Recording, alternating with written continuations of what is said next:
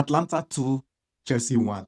Now, I don't think this was the worst performance ever, but Chelsea paid the price for going asleep defensively. That's what they considered the two goals. Otherwise, in my opinion, this was a very even game that would have gone either way. But let's see what actually took place in this match. Let's look at it from a tactical perspective. Now, to begin, Chelsea lined up in their usual formation. Atlanta lined up in a 3-4-3, which is what they physically played under their new manager. But the only surprise in Chelsea's lineup basically was seeing Achampong playing as a right back. Again, I'm not quite sure why Enzo Maresca opted for this, but it's not the first time.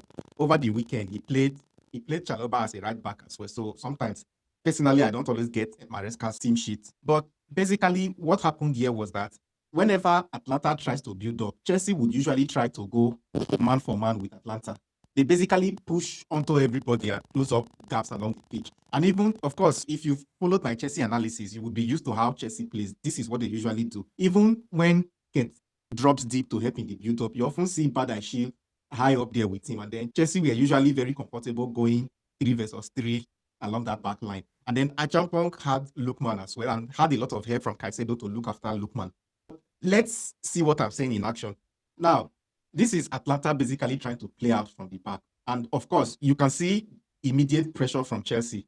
They have gone touch tight 1v1 with everybody. And this is Ketlere here dropping back to help in the build-up. And you can see Badashi is just behind him, still applying that pressure.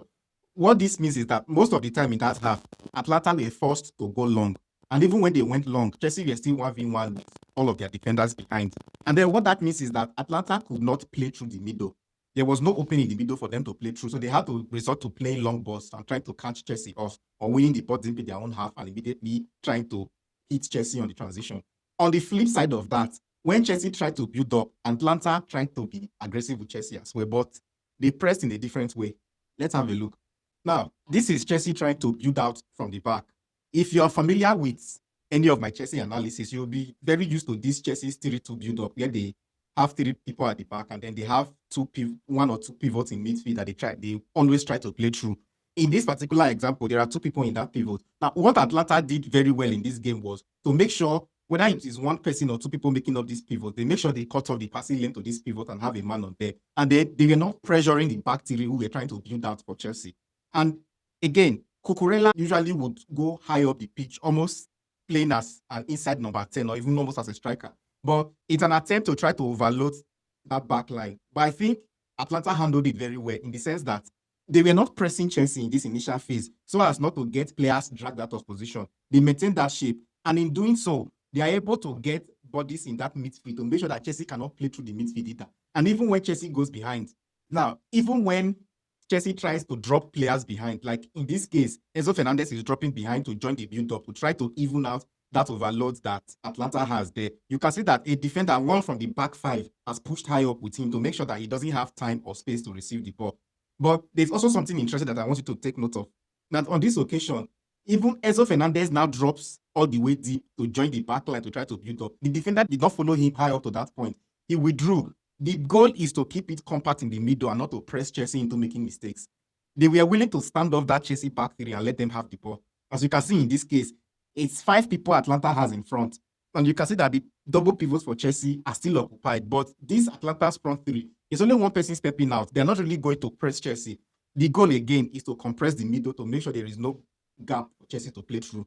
And then one thing you would also notice again is that on this occasion, for instance, Chelsea are forced to go long because there simply wasn't any room to carry that ball through midfield. But if you look again, when Chelsea went long, if you look at that Atlanta back line, Chelsea wanted to overload with 4, but you discover that they were still able to maintain a 1v1 structure with everybody in that back line. So basically, the highlight of that first half is that both teams tried to stifle each other and take away any gap in midfield. It was a very balanced and even first half. There was not a lot going on. Atlanta did have the majority of the chances in the first half, but the chances that Atlanta had came from either going long or catching Chelsea in transition.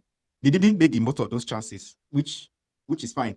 And then Chelsea eventually got a goal from a well-worked corner kick. I would say that goal came against the run of play because at that point, it did seem that Atlanta were the more physical. Atlanta were winning that battle. They created more chances. But like I said, Atlanta, they have created chances and they have had more of the ball. But I think Chelsea were the more dominant team in the sense that Chelsea controlled the game better, but didn't create anything, if that makes any sense to you. But After Chelsea got that goal, the momentum shifted a little in that Maresca decided to sit back a little bit and not offer a lot going forward. And then came the second half, where I think Chelsea were their own worst enemies in the second half. Let's have a look at what I'm saying.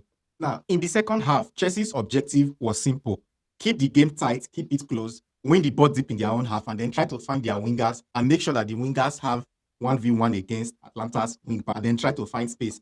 An example is this chance that was created, which I think was one of Chelsea's biggest chances in the first half, where Mola Lookman deep inside Chelsea's half and then immediately finds the ball out wide to Pedro Neto. If you notice on this occasion, now Chelsea now have 5 versus 5 on this attack because Atlanta were coming out to look for a goal and were committing men forward. And then Chelsea were able to have 5. Reece James should have scored this goal, but again, it's football, you miss some of those. And I think overall, the second half was quite balanced until Chelsea started paying for their defensive errors. Let's look at the 2 goals that Chelsea conceded to see why Maresca said that Chelsea gave Atlanta. Let's start with this Atlanta's equalizer, because I think this one was the most frustrating one to watch. Now, what I want you to keep an eye on here is that Scamacca is able to make a run into the box, right? And that is Fofana with him there. Fofana stretches his hand and touches Scamacca. When a defender does that, the defender is basically telling himself that the striker is there, you are present there, he's marking you, he's on you. So at this point, Fofana knows that Scamacca is there and is about to make a run. But what baffles me is that in the next instance, Fofana seemed to forget that Scamacca was there. I think at this point, I'm just judging by the hand that he pointed. Maybe he's thinking that Caicedo is going to pick up Scamacca, because from that point onward, Fofana did not take his eyes off the ball. He did not track the run of Scamacca anymore. He completely left him free. And then when this ball was crossed, look at Fofana's hand. It's almost like the way he raised his hand up, it's almost like he was thinking that the ball was just going out of play, that there was nobody behind him who was going to head it. And Caicedo, on the other hand, probably thought that Fofana was going to track Scamacca. So he was making an attempt to run into that space that Fofana would potentially have vacated. And that was just the silliness in Chelsea's defense. And you don't allow a striker to get a free header at goal like this. Not in the Champions League. You will concede a goal. Chelsea learned the hard way there. But they were not done shooting themselves in the foot. Look at the second goal that Atlanta scored again. Now, this goal started by Tosin giving away a careless free kick. But I don't think that was the worst part of it.